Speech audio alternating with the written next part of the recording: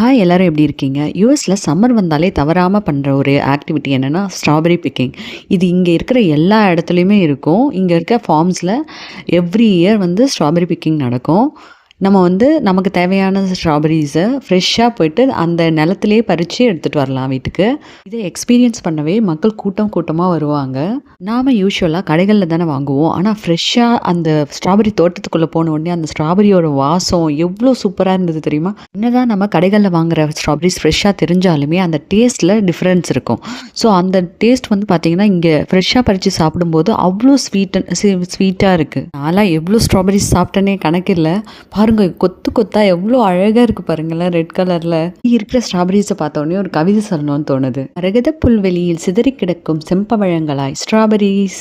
Strawberries பறிச்சாச்சு, இதை என்ன பண்றதுன்னு தான் வீட்டுக்கு போய் யோசிக்கணும் போல இருக்கு.